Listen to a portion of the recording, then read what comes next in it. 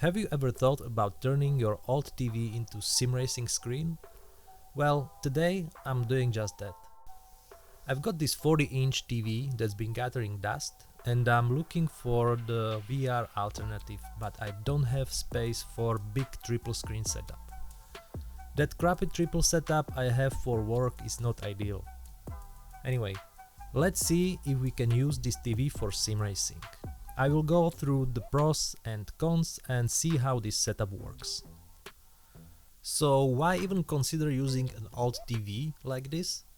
First off, the bigger screen size is awesome for immersion. A 40-inch display gives you a great field of view in sim racing games, which is exactly what you want.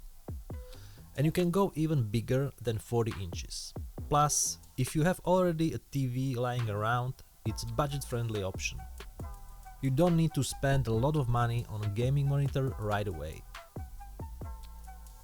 Also, many modern TVs have surprisingly low input lag, even older models. So if you are not super competitive or you are new to sim racing, it might do the job just fine. Let's start with the pros. First up, immersion.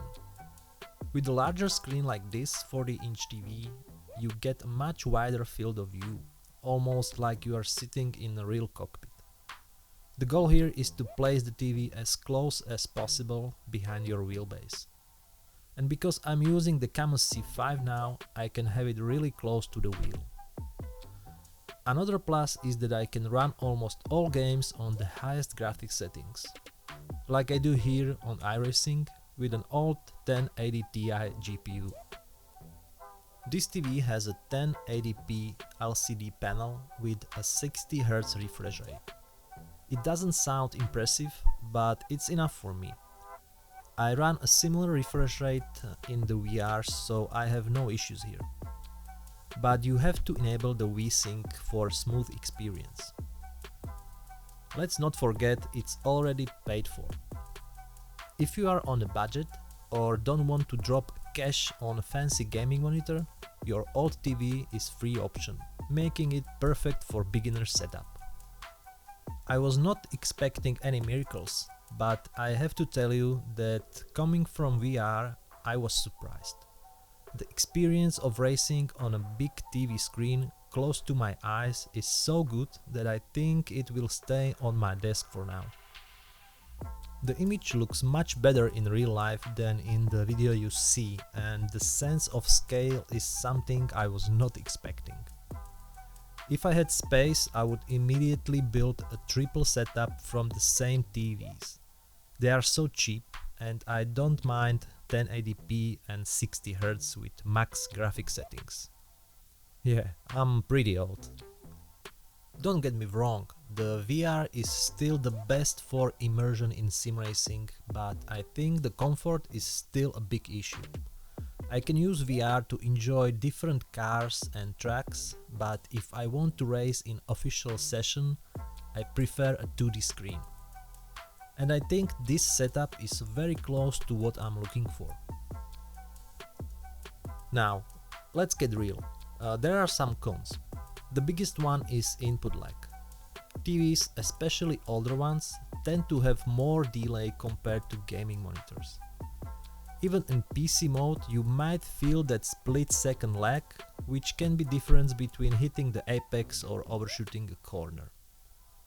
This TV has 17 milliseconds input lag in the PC mode.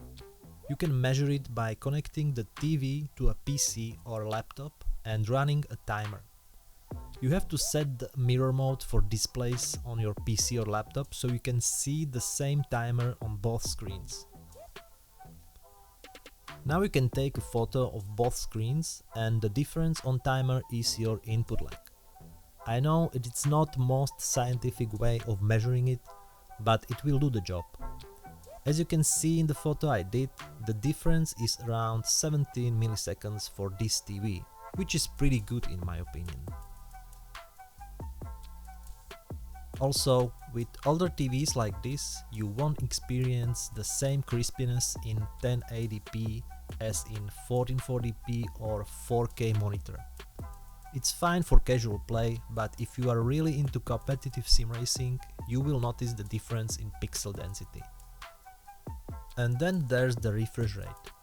Most old TVs are stuck at 60 Hz, so you won't get the ultra smooth 120 Hz or 144 Hz experience unless you have a modern TV or a gaming monitor.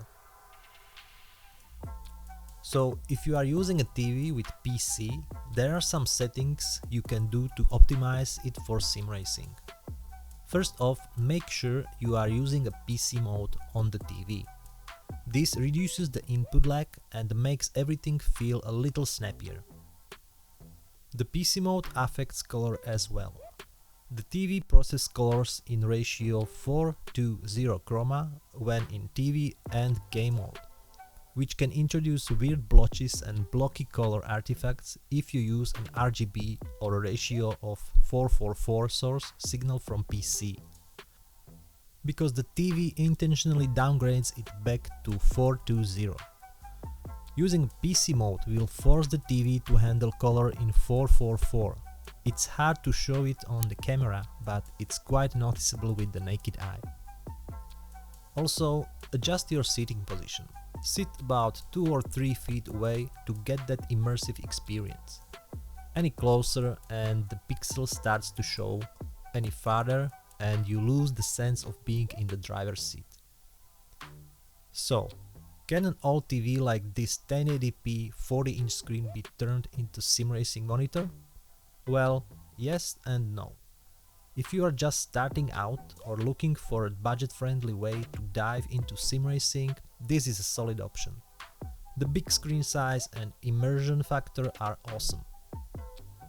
But if you are aiming for high performance, precise controls and ultra-sharp details, you will eventually want to upgrade to dedicated gaming monitor or the latest expensive OLED 4K TVs with low input lag and high refresh rate. But you will also need a beefy computer to run it. It really depends on what you want out of the sim racing experience. Let me know in the comments if you have tried something similar and what's your experience. Thanks for watching. I hope you liked this video and I will see you in the next one.